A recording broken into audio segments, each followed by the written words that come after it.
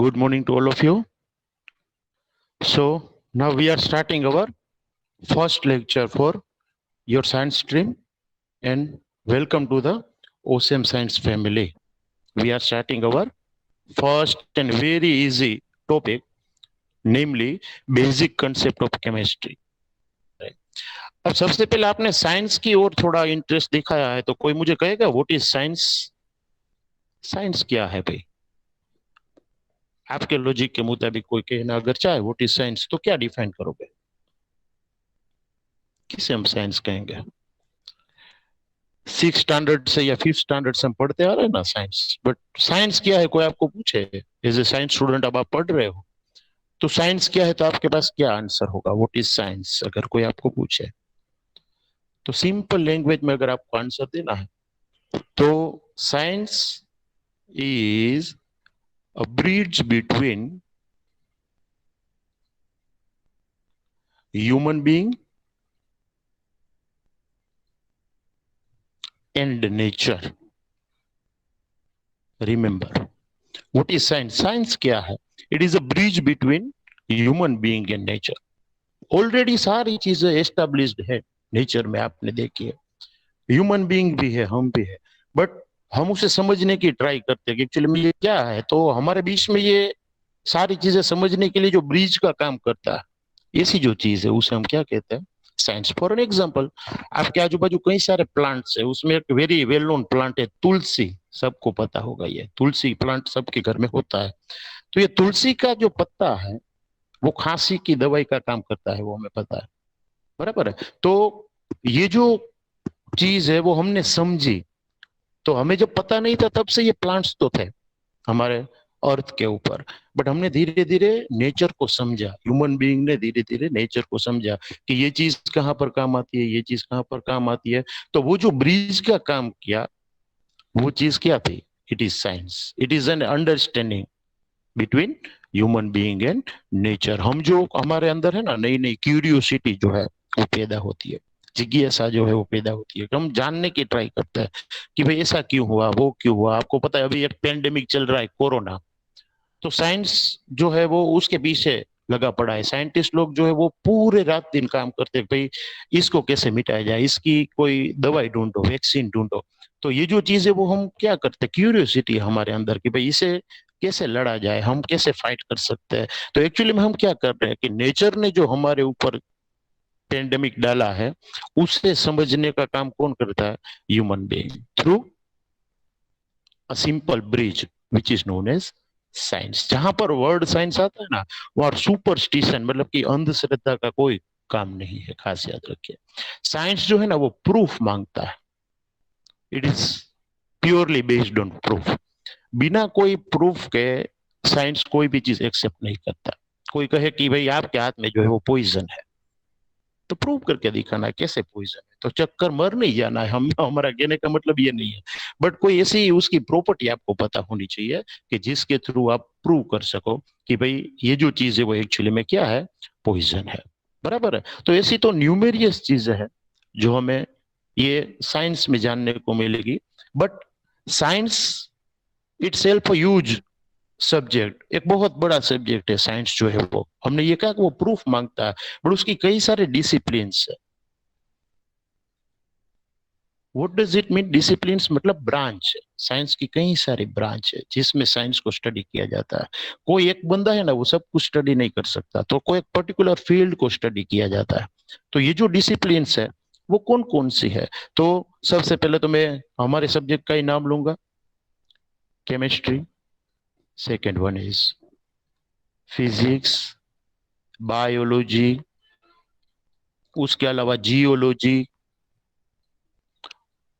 Industrial chemistry, और many branches are there which can not be describe here. हम सबको describe तो नहीं कर सकते, बट जो मेन मेन चीज है कि जो कहीं ना कहीं काम में आएगी, वो है ये ब्रांच जो है वो. उसमें से हम जो ब्रांच स्टडी करने वाले हैं, साइंस की जो ब्रांच है जो हम स्टडी करने वाले हैं, वो कौन सी है? केमिस्ट्री. जो मैं आपको ये 2 साल 11th और 12th सिखाने वाला हूँ. तो केमिस्ट्री जो है वो क्या है? तो सिंपली आप लॉजिकल आंसर दोगे कि भाई जहां पर केमिकल का स्टडी होता है, उसे हम क्या कहेंगे, केमिस्ट्री। तो एक तरीके से आप सही भी हो कि भाई केमिस्ट्री किसे कहेंगे, जिसमें हम क्या करें, केमिकल का स्टडी करें। बट कौन कौन सी चीज है केमिकल की? तो केमिस्ट्री की कोई डेफिनेशन अगर आपके पास मांगे, व्हाट इज केमिस्ट्री, तो कैसे दोगे? जैसे साइंस की डेफिनेशन ली हमने, उसमें मैं जो सब्जेक्ट सिखाने वाला हूँ केमिस्ट्री, वो क्या है, तो वो एक ब्रांच है। Chemistry is a branch of science, ऐसे आप कह सकते हो, इन विच वी कैन स्टडी। कौन कौन सी चीजें हमें स्टडी करनी है, तो एक याद रखिए, the composition, properties and interaction of chemicals.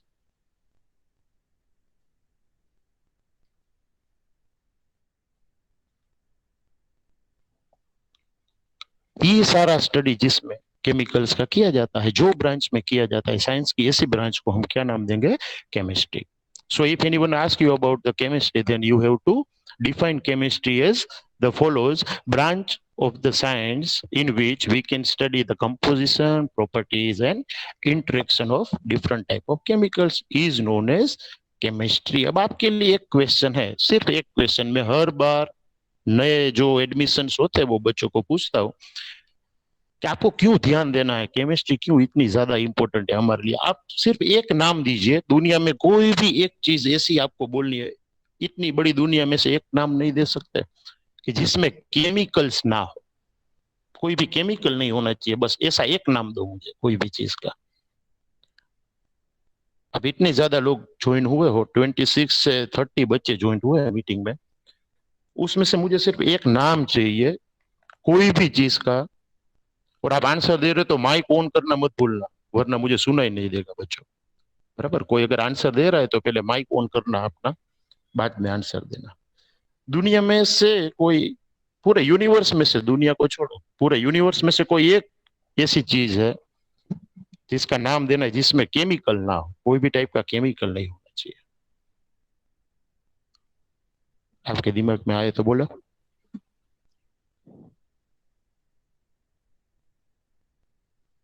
किसी के दिमाग में नहीं आ रहा है? एक ही चीज बोलो जिसमें केमिकल ना हो। और गलत आंसर के लिए कोई हमें सजा नहीं देने वाला है, बराबर, यहाँ पर तो आप कोई भी आंसर दे सकते। बोलो हम कितना पढ़े हुए हैं, 10th में आ गए, अभी अभी 11th में आ गए, 10th तो वैसे ही पास आउट हो गए, बराबर है। बट एक नाम दो जिसमें केमिकल ना हो। I am eager to listen your answer. सिर्फ एक चीज का आंसर नहीं दे सकोगे जिसमें केमिकल ना हो, कोई भी टाइप का केमिकल नहीं होना चाहिए, ऐसी कोई एक चीज चाहिए। नहीं है किसी के पास आंसर, इसका मतलब ये है कि एक भी सिंगल आइटम ऐसी प्रेजेंट नहीं है दुनिया में, not a single thing is there which do not contain chemical in it. कोई ना कोई टाइप का केमिकल होता है। हाँ, वो कोई थिंग होनी चाहिए। कोई बोलेगा भाई लाइट में कहाँ केमिकल है, तो लाइट वो चीज नहीं है, आप याद रखिए।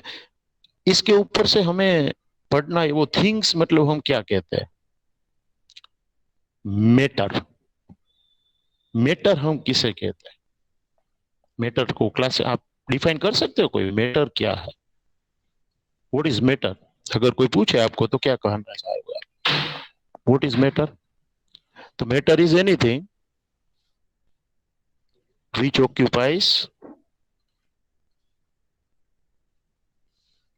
space and having some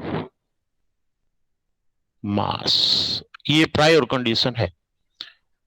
anything which occupy space and having some amount of mass, कुछ ना कुछ मास होना चाहिए और वो जगह ऑक्यूपाई करनी चाहिए, तो उसे हम क्या कहेंगे, मैटर। और कोई भी दुनिया में मैटर ऐसी नहीं है जिसमें क्या ना हो, केमिकल ना हो। तो आप अंदाजा लगा सकते हो कि how much important is this. बराबर है, केमिस्ट्री कितनी इंपॉर्टेंट है वो आप इसके ऊपर से पता लगा सकते हो कि भाई एक भी चीज दुनिया में ऐसी नहीं है कि इसमें केमिकल ना हो, कोई ना कोई केमिकल या तो एलिमेंटल फॉर्म में, या तो मिक्सचर के फॉर्म में, या तो कंपाउंड के फॉर्म में आपको मिल ही जाएगा। और शर्त इतनी कि वो मैटर होनी चाहिए, और मैटर किसे कहेंगे, कि जो स्पेस ऑक्यूपाई करे और उसके पास कुछ ना कुछ अमाउंट किसका हो, मास का हो। क्लियर? तो ये जो डेफिनेशंस थी वो मेनली तीन डेफिनेशन आपने देखी अभी। कौन कौन सी? तो एक तो science, second one chemistry, third one matter. अब हम देखते हैं, जैसे भाई इंपॉर्टेंस तो हमने देख लिया कि केमिस्ट्री जो है वो कितनी इंपॉर्टेंट है, बराबर है। बट ये इंपॉर्टेंस हम जो देख रहे हैं केमिस्ट्री के, उसमें पॉजिटिव्स भी है और नेगेटिव्स भी है, मतलब यूजेस भी है एंड एब्यूजेस भी है। हमें केमिस्ट्री हेल्प तो करती ही है, बट केमिस्ट्री के कई सारे नेगेटिव यूजेस भी है।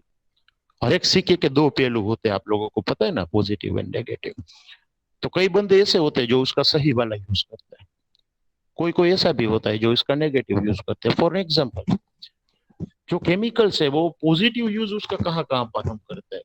तो ढेर सारे ऐसे एरिया है जहाँ पर केमिस्ट्री हमें हेल्प करती है। जैसे कि मौसम की जानकारी अगर आपको चाहिए, जिसे हम कहते हैं वेदर एनालिसिस, तो भी केमिस्ट्री काम में आती है। उसके अलावा हमारा बॉडी कैसे वर्क करता है, वर्किंग ऑफ आवर बॉडी, उसमें भी केमिकल्स का बहुत बड़ा हाथ। जैसे कि खाने को डाइजेस्ट करना, डाइजेस्ट करने के लिए हाइड्रोक्लोरिक एसिड हमारे बॉडी में सेक्रेट होता है, स्टमक में सेक्रेट होता है, वो आपको पता है। तो वो भी एक तरीके का क्या है, केमिकल है। कंप्यूटर इंडस्ट्री जो है, वो कंप्यूटर इंडस्ट्री में भी, जिसे हम इलेक्ट्रॉनिक्स पूरा कह सकते हैं, chemicals are necessary. Why? Because computer contains motherboard. Motherboard contains silicon chips. Semiconductors कहा जाता है उसे, आपने कहीं ना कहीं पढ़ा होगा। वो सेमीकंडक्टर्स किसके बने हुए हैं, तो सिलिकॉन, और सिलिकॉन का मतलब है केमिकल, बराबर है। मतलब वहां पर भी केमिस्ट्री आती है। और कंप्यूटर कितना काम का है वो तो आपको पता ही है। कोई भी फील्ड ऐसा नहीं है अभी दुनिया में कि जहां पर कंप्यूटर यूज ना होता हो। और अब तो हमारे हर एक के हाथों में एक एक कंप्यूटर, मोबाइल है, बराबर। मोबाइल एक तरीके का कंप्यूटर आप कह सकते हो, क्योंकि सारी चीजें उसमें अभी इंक्लूड हो गई है। उसके अलावा केमिकल इंडस्ट्रीज ढेर सारी है, जिसमें फर्टिलाइजर्स बनते हैं। उसके अलावा डाइज बनती है। डाइज मतलब जो कलर प्रोवाइड करे। पॉलीमर्स अलग अलग तरीके के बनते हैं जो हमारे डे टू डे लाइफ में यूज होते हैं। पेंट्स बनते हैं, कूलेंट्स बनते हैं। कूलेंट्स का मतलब क्या है भाई? The gases which can provide lower temperature at higher pressure. उसे प्रेशराइज किया जाता है अलग अलग टाइप के गैसेस को, और वो हमें लोअर टेम्परेचर प्रोवाइड करता है। फ्रीज में कंप्रेसर होता है, आप लोगों को पता है। एयर कंडीशनर्स होते हैं, उसमें भी कंप्रेसर होता है, आपको पता है। और ये सब में पर्टिकुलर टाइप के गैसेस जो है वो भरे हुए होते हैं। वो गैस जो है उसमें पहले, ये खास बात याद रखना, पहले कौन सा गैस इसमें यूज होता था, तो क्लोरोफ्लोरोकार्बन। ये नाम शायद आपने सुना होगा, क्लोरोफ्लोरोकार्बन। ये जो क्लोरोफ्लोरोकार्बन है, वो जब एमिट होता है एसी या फ्रिज या कोई ऐसे कूलेंट के तौर पर जहां पर यूज किया वहां से, तो ओजोन को डिप्लेट करता है। ओजोन जो है उसमें कमी आ जाती है। बट साइंटिस्ट लोगों ने इसका भी ऑप्शन निकाला, ये याद रखना, ये पूछा जा सकता है। साइंटिस्ट लोगों ने क्लोरोफ्लोरोकार्बन के बदले हाइड्रोफ्लोरोकार्बन नाम का गैस बनाया। काम सेम करता है कूलेंट का, मतलब लोअर टेम्परेचर प्रोवाइड करने का, बट उसमें क्लोरीन नहीं है, क्लोरो ग्रुप नहीं है, जो रिस्पॉन्सिबल है ओजोन को डिप्लेट करने में। तो कोई भी चीज है उसका ऑप्शन भी साइंटिस्ट जो है वो भले ही ज्यादा टाइम ले बट ढूंढ लेते हैं। तो क्लोरोफ्लोरोकार्बन जो है वो ओजोन को डिप्लेट करता था, नेगेटिव पॉइंट था, तो वो लोगों ने उसका ऑप्शन भी ढूंढा।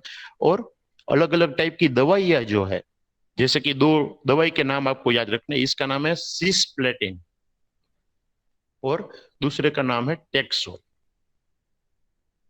ये सबसे बड़ा फील्ड है ड्रग्स। एक्चुअली में ड्रग्स नहीं, हमें बोलना चाहिए मेडिसिन। मेडिसिन जो है वो ऑलवेज पॉजिटिव इफेक्ट करती है, ड्रग्स जो है वो पॉजिटिव भी कर सकती है, नेगेटिव भी कर सकती है, खास याद रखिए। आपने मेडिकल स्टोर के पास लिखा होगा ड्रगिस्ट एंड केमिस्ट, ऐसा लिखा हुआ है, वो देखा होगा आपने। तो आपको समझ में एक तो नहीं आता कि भाई ड्रग और केमिकल्स या मेडिसिन में क्या फर्क है। तो खास याद रखिए, ड्रग का मतलब होता है पॉजिटिव इफेक्ट भी हो सकती है, नेगेटिव भी हो सकती है, डिपेंड्स कि कितना अमाउंट, कितना डोज आप लेते हो। बट मेडिकल जो स्टोर में मिलती है वैसी जो मेडिसिन है, उसकी जनरली जो कम डोजेज है वो पॉजिटिव इफेक्ट ही करती है। तो ये फील्ड ऐसा है जो सबसे बड़ा पॉजिटिव इफेक्ट जो करता है, हमारी एज बढ़ा देता है, कोई भी डिजीज जो है उसे खत्म करता है। तो ये सिस्प्लेटिन और टेक्सोल जो है ना, वो दवाई है कैंसर। ऐसा कहा जाता है कि कैंसर की कोई दवाई नहीं है, बट प्राइमरी स्टेज में कैंसर को मिटाया जा सकता है, और इसकी दवाई है सिस्प्लेटिन एंड टेक्सोल। तो दो नाम याद रखिएगा कि कैंसर की कौन सी दवाई है जो लाइफ सेविंग ड्रग के तौर पर जानी जाती है। कैंसर थेरेपी में ये दोनों काम में आते हैं।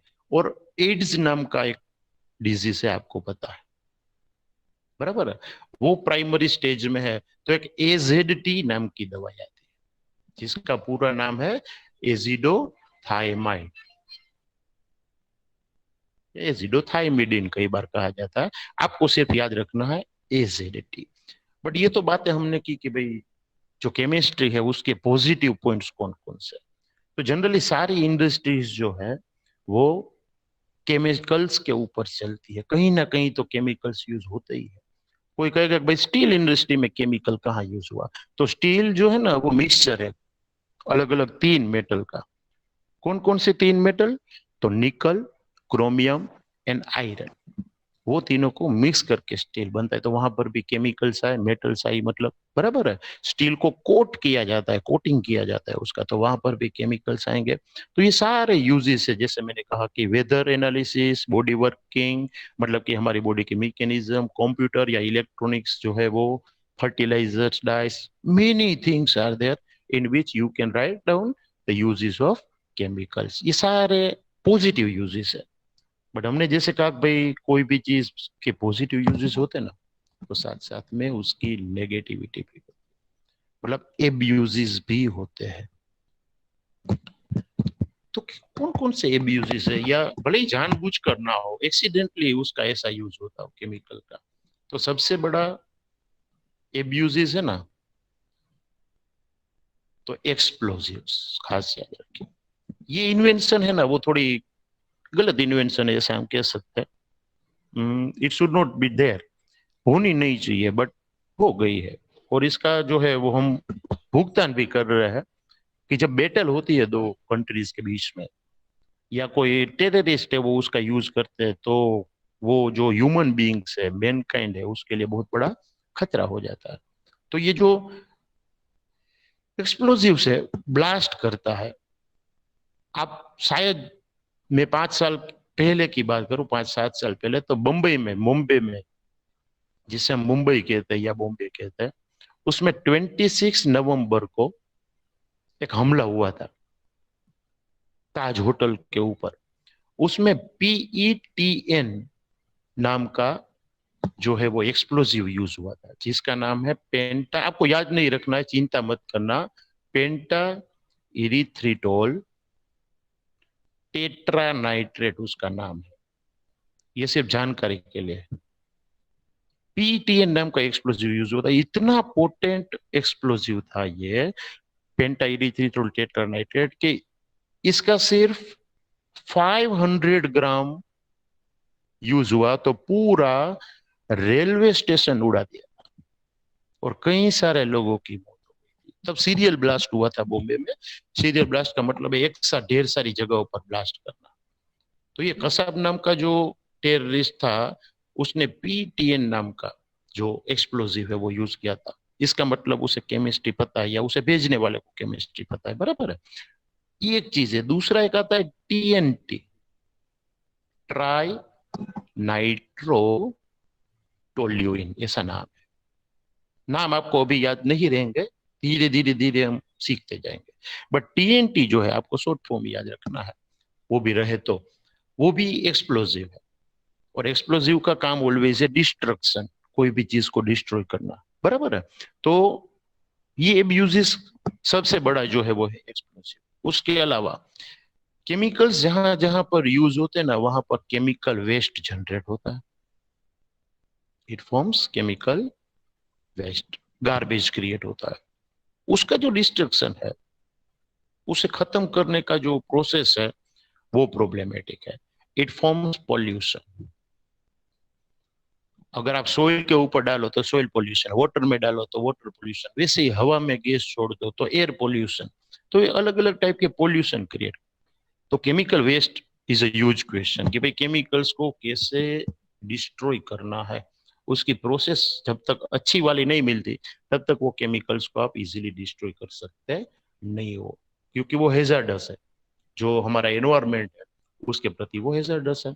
हमारी बॉडी में ढेर सारे गैसेस जाते हैं ड्यू टू पोल्यूशन, जिसमें मेन है कार्बन डाइऑक्साइड और नाइट्रोजन के ऑक्साइड्स और सल्फर के ऑक्साइड्स।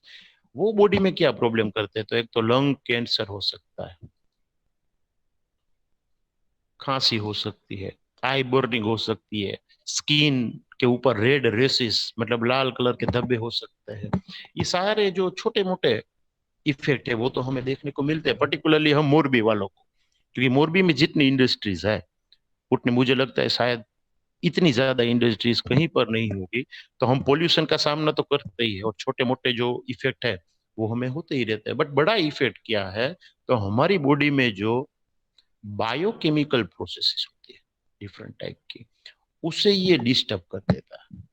ये अलग अलग टाइप के गैसेस जो है वो उसे क्या कर देते हैं, डिस्टर्ब कर देते हैं। हमारी बॉडी में जो पर्टिकुलर टाइप के बैक्टीरियाज होते हैं उसे ये खत्म करने का काम करता है।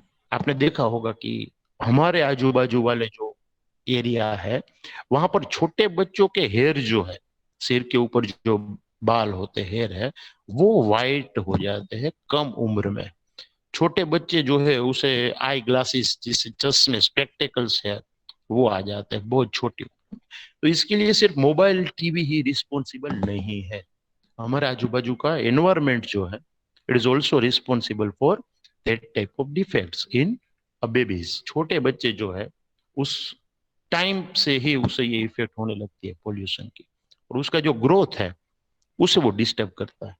तो इसलिए ये जो चीज है वो नेगेटिव पॉइंट में भी गिनी जाएगी। हमने फर्टिलाइजर्स की बात की पॉजिटिव पॉइंट में, तो सही है, बट अगर ओवरडोज हो जाए उसका तो वो भी हार्मफुल है, क्योंकि it is after all one type of chemical. तो अगर जो क्रॉप्स लिए गए उसमें फर्टिलाइजर ज्यादा है, तो उसमें जो एलिमेंट्स डाले हैं, जो कंपाउंड्स डाले हैं, वो फूड के थ्रू हमारी बॉडी में जाएंगे और वो हमें नेगेटिव इफेक्ट करती है। यूरिया नाम का एक फर्टिलाइजर आता है, अगर आपको पता है तो यूरिया अगर बॉडी में ज्यादा अमाउंट में जाए तो किडनी प्रॉब्लम्स हो सकते हैं। तो ऐसी जो चीजें हैं जिसे फोर्सफुली पकाया जाता है, हम उसे फर्टिलाइजर या कोई कैटालिस्ट के नाम से जानते हैं, बट वो हमारी बॉडी को कहीं ना कहीं क्या करते हैं, तो नेगेटिव इफेक्ट करते हैं। ये हमें खास याद रखना है, बराबर है। तो ये बात हुई केमिस्ट्री के पॉजिटिव्स एंड नेगेटिव्स की। अब होमवर्क में एक चीज आपको लिख लेनी है, कल आपको 5 मैंने लिखवा है उसके अलावा के 5 पॉजिटिव पॉइंट्स लिखने हैं केमिस्ट्री के, सिर्फ केमिकल्स की वजह से जो हमें फायदा होता है वैसे 5 पॉइंट्स लिखने हैं, और 5 आपको नेगेटिव पॉइंट्स लिखने हैं। ये साइड में कहीं नोट कर लेना, बराबर है। लेक्चर खत्म नहीं हुआ है, बट मैं आपको सिर्फ होमवर्क के तौर पर दे रहा हूं कि कल आपको 5 पॉजिटिव पॉइंट्स और 5 नेगेटिव पॉइंट्स जो है वो लिखने हैं, बराबर है, केमिस्ट्री के। हमारे आज के लेक्चर में एक चीज आई, मैटर क्या है। किसी को याद रहा मैटर का डेफिनेशन क्या है, कोई बोलेगा? Yes, sir. बोलिए। Anything which occupies space Anything which occupies space. and and has हाँ, has mass. full mass. And has very good. mass. हाँ, मतलब कई सारे बच्चे ऐसे हैं कि जिसने ये चीज याद रख ले। व्हाट इज मैटर कोई पूछे तो दो चीजें आपको ध्यान में होनी चाहिए, बराबर है, कि it must occupies space and having some mass. कुछ ना कुछ मास होना चाहिए, भले माइक्रोग्राम में हो बहुत कम हो, बट मास होना चाहिए। तो एक तो स्पेस ऑक्यूपाई करना चाहिए और एक तो मास होना चाहिए, then and then we can say that it is a matter. The term matter can be used when something is there which can occupy some space and having some amount of mass. बराबर है, तो उसे हम matter कहेंगे। अब आपको मजा आए ऐसा टॉपिक आएगा क्योंकि लोअर स्टैंडर्ड में आप पढ़ चुके हो। ये जो टॉपिक है जो अब हम लेने जा रहे हैं वो आप 6-7 से पढ़ते आ रहे हो या 5th से पढ़ते आ रहे हो, ये हम कहे तो भी कोई दिक्कत नहीं है। मैटर का classification. Physical and chemical class. Very good. Classification of matter can be of two types, or we can say that we can classify the matter with respect to two things: physically and second one chemically.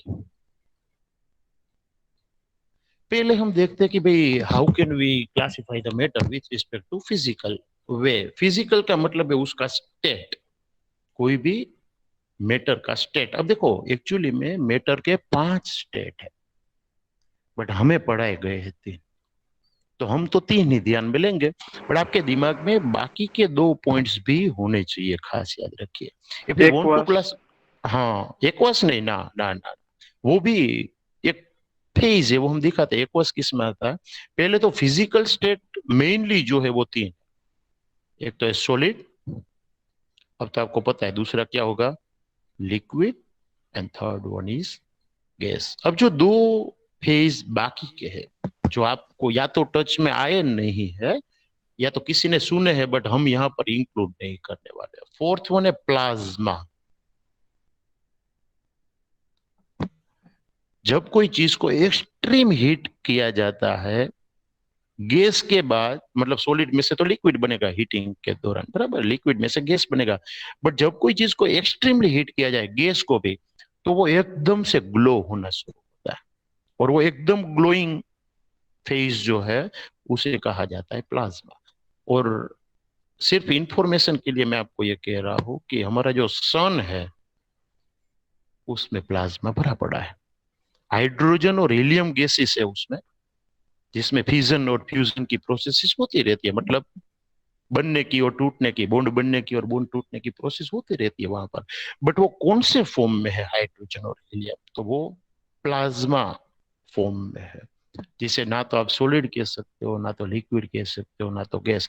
Extreme heating will be there, वहां पर इतनी ज्यादा heat होती है कि gas भी एक नए स्टेट में चला जाता है और एकदम ग्लो होने लगता है, जिसके सामने हम इजीली नहीं देख सकते, ऐसा ग्लोइंग इफेक्ट उसका होता है, और वो स्टेट को कहा जाता है प्लाज्मा, जो हमें यहाँ पर स्टडी नहीं करना है, सिर्फ आपकी इंफॉर्मेशन के लिए है। तो ये बात थी प्लाज्मा की। And 5th one Bose-Einstein condensate. Very good, Bose Einstein condensate. ये कंडेंसेशन के ऊपर से लिया गया वर्ड है, कंडेंसेट। What is condensation? तो जुड़ना, कोई चीज का जुड़ना। तो बोज और आइंस्टाइन नाम के 2 साइंटिस्ट थे, क्या नाम था? बोज एंड आइंस्टाइन। वो दोनों ने साथ में मिलकर ये कहा कि जब कोई 2 फेज एक दूसरे में इंटर कन्वर्ट हो रहे हो, मतलब सॉलिड टू लिक्विड या लिक्विड टू गैस, या उल्टा गैस टू लिक्विड या लिक्विड टू सॉलिड, तो बीच में एक स्टेट ऐसा आता है, एक फेज ऐसा आता है जहां पर दोनों होते हैं। आप उसे ना तो पूरा सॉलिड कह सकते हो, ना तो पूरा लिक्विड कह सकते हो, दोनों का इंटरमीडिएट होता है। Then that phase is known as condensate. वो दोनों चीजों का कंडेंसेट कहा जाता है, और ये डिफाइन किया था बोइज और आइंस्टाइन ने। तो ये बोज आइंस्टाइन कंडेंसेट, BEC के नाम से जाना जाता है, बोज आइंस्टाइन कंडेंसेट। तो कई बार आपको सिर्फ बी से लिख कर दे देंगे, बट हमें डीप में पढ़ना है ये 3, solid, liquid and gas. Physically हम इसे 3 स्टेट में डिफरेंशिएट कर सकते हैं, 3 फेज में डिफरेंशिएट कर सकते हैं, and they are solid, liquid and gas. Second thing is chemical classification.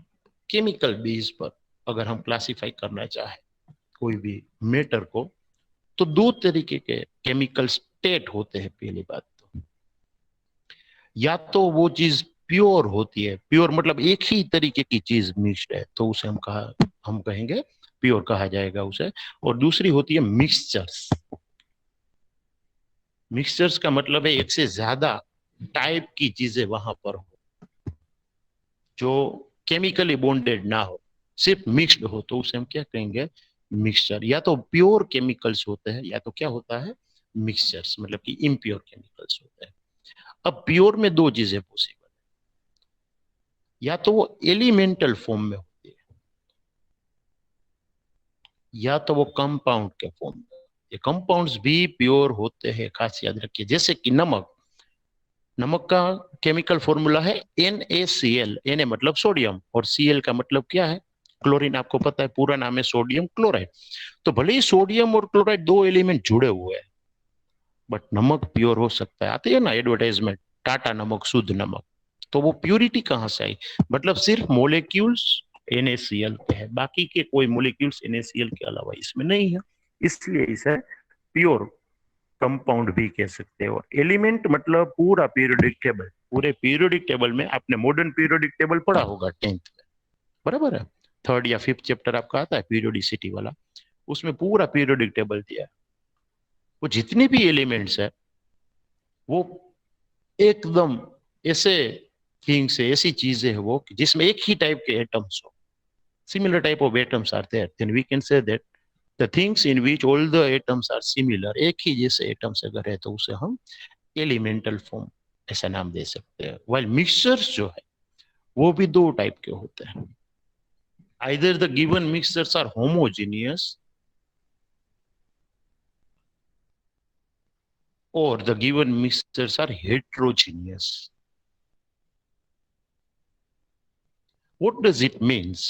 Homogeneous का मतलब है throughout the mixture property remains uniform, same property होनी चाहिए, तो उसे हम होमोजीनियस मिक्सचर ऐसा नाम दे सकते हैं। और हेट्रोजीनियस मिक्सचर किसे कहते हैं, कि जिसमें कोई अलग जगह पर आप सॉल्यूशन में कोई अलग जगह पर या मिक्सचर में कोई अलग जगह पर आप एनालिसिस करो प्रॉपर्टी का, तो प्रॉपर्टी अलग दिखती है। एग्जाम्पल अगर हम दे तो इजिली पता चलेगा। होमोजीनियस का एग्जाम्पल है शुगर प्लस वाटर। पानी में अगर आप शुगर मिक्स कर दो तो दिखेगा तो हमें सिर्फ पानी, पर उसके अंदर तो शुगर भी होती है। वाइल हेट्रोजीनियस, तो आप ऑयल और वाटर मिक्स करो, ऑयल अलग रहेगा, वाटर भी क्या रहेगा, अलग रहेगा। तो ऊपर वाले लेयर में अलग प्रॉपर्टी, नीचे वाले लेयर में अलग प्रॉपर्टी। तो ऐसे मिक्सचर्स की जिसमें दो फेज यूनिफॉर्मली मिक्स नहीं होते, तो उसे हेट्रोजीनियस मिक्सचर कहेंगे। वाइल होमोजीनियस किसे कहेंगे, the things which are homogeneously mixed with each other, एक तरीके की प्रॉपर्टी शो करती है मिक्सचर में कहीं पर भी, तो उसे हम होमोजीनियस मिक्सचर कहेंगे, बराबर है। तो ये जो चीज थी वो केमिकल क्लासिफिकेशन था पूरा का पूरा। फिजिकल में क्या कहा हमने, सॉलिड, लिक्विड एंड गैस। हाँ, हम डीप में जाएंगे कल के लेक्चर में, हम सॉलिड को, लिक्विड को, गैस को अच्छी तरीके से पढ़ेंगे। और केमिकल क्लासिफिकेशन जो हमने किया जिसमें element, compound, homogeneous mixture and heterogeneous mixtures हमने जो देखे, उसको भी हम डीप में पढ़ने वाले हैं। बट याद रखिएगा कल हम दो नई टर्म सीखने वाले हैं, जिसमें से एक है एटम्स और दूसरी है मॉलिक्यूल्स।